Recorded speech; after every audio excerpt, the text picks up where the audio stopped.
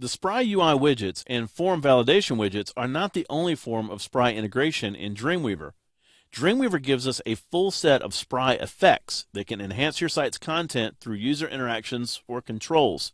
The reason that so many people don't know about Spry effects is because they're kind of hidden away in the behaviors panel, so most people don't associate them with Spry or realize how they can enhance their site's content. In this movie, we'll finish our photo gallery by adding a subtle fade effect when the larger images load.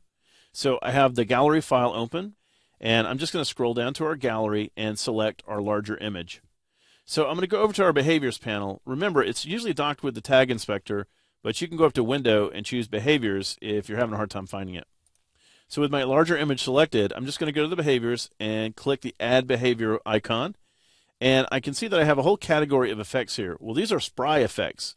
They don't really fall under the traditional behaviors that the Behaviors panel adds to your page because these are added through a Spry effect.javascript file.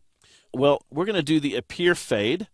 And what I want to do is I want to target the current selection. Again, notice that we can target any element on the page with this effect, which is really cool. So you can have div tags that fade in and out or images, really whatever you'd like. Well, the first thing I'm going to do is set the effect of the duration. I want that to occur for 1500 milliseconds, so about 1.5 seconds. And I want it to appear and not fade, and I want it to appear from 30% to 100%.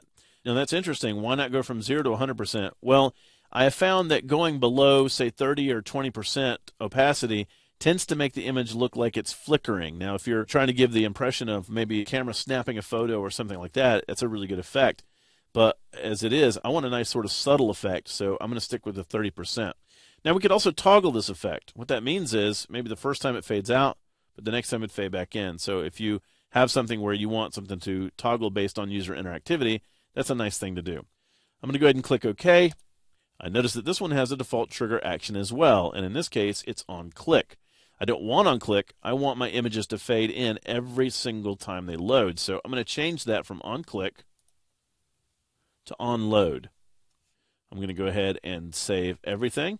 Now, as soon as I do that, Dreamweaver is going to say, hey, wait a second. You also need this spryeffects.js. Is that cool? And in this case, certainly is. I'm going to click OK. And I'm going to preview that in my browser. If I scroll down, every time I click on one of the thumbnails now, I can see there's that little fade in every single time an image loads. Cool. So Spry effects offer us another way to add richer user experiences to our sites. They're easy to use, and just like behaviors, they're easy to update or modify at any time. I encourage you to experiment with these effects to see how they can improve your site's usability and provide the subtle touches that separate good sites from the truly engaging ones.